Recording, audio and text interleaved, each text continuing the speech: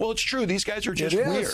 And it's, you know, they're running for He-Man Women Haters Club. It's not just a weird style that he brings. It's that this leads to weird policies. And by the way, don't you find some of their stuff to just be plain weird?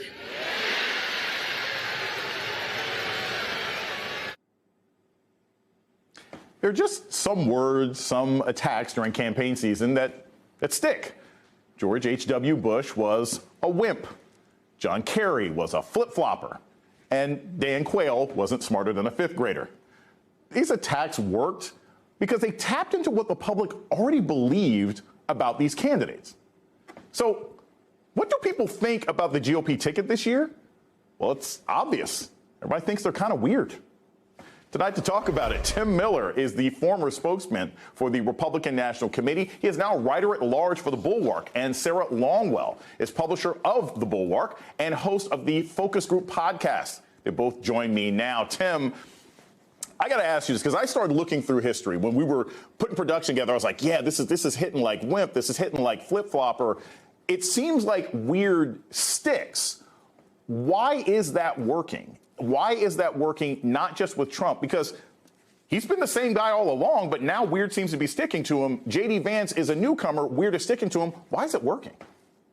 Because of J.D. Vance. I just think it ended up being another in a short or medium length or maybe long line of reasons why Donald Trump shouldn't have picked J.D. Vance, why he's hurting the ticket. Here's the thing. Trump is weird in his own way. Right? He's like this celebrity figure. He was a reality show host. He almost kind of owns being weird. He does the electrocuting sharks thing and the Hannibal Lecter thing, and it's weird in its own way, but that didn't like stick with people. JD Vance is weird in this creepy way that you want him to be away from you. Like, he has negative charisma. He starts talking about what, you know, when women should bear their children. And you start thinking, I don't want a weird and creepy guy like you having any say, actually, over when, you know, my daughter, or my sister, or myself, if I was a woman, my child is when I have a child. You know, like, it's a turnoff. And I think that is now splashing back up onto Trump. And we saw this in the midterms work also as a very successful hit, particularly on Blake Masters in Arizona, who is very Vancian in the way that he's creepy and weird. And I think that bringing Vance onto this ticket raised the salience of this in a way that's the Democrats are really using with a lot of effect. Yeah, Tim, I say this, and I've said this to many people, as a former Ohio resident and Ohio voter, J.D. Vance is not very well liked. People think he's weird there. There is not a bar in Niles, Youngstown, Toledo, or Akron that he could walk into right now and get a free beer. But there's a lot of other congressmen and members of sort of government there that could do it. So my question, Sarah, for you is, you've done a focus group on how people are responding to this ticket now. I want to play some sound from that and get your thoughts on the other side. I don't remember where, but one of the vibes that I get off of him is that he comes up very, like, borderline arrogant. And I imagine, like, Trump to be also arrogant, like, even during his speech and stuff. I don't think it's a good mix. He kind of was against Trump in the past, so he's definitely switched a whole 180. But now he's taking on the bully portion. He's you know, just shaking the saber and kind of, he's really stirring the pot.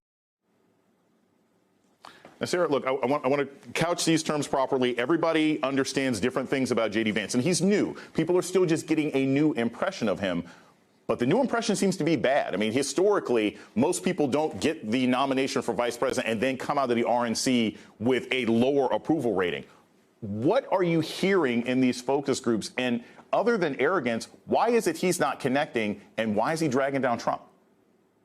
So here's one of the things that voters can sniff out really clearly, which is inauthenticity, right? So Trump is weird, but he's like authentically weird. And he's got a celebrity factor that allow people to give him kind of the wiggle room that you give a celebrity. J.D. Vance was once a normal person who started to pretend to be a super weird person in order to get in the good graces of the MAGA crowd.